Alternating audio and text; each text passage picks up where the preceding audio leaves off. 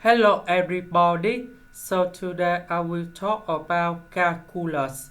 The topic today is about first derivative of the function.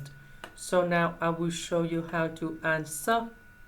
If we do first derivative of this function in here, we will apply about the product rule in here.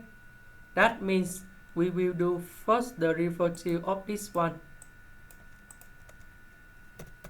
multiplied by the square root of t. Later that we do first the derivative of the square root of t multiplied by this one. And now we can get the final answer. First derivative of t, you got about number 1.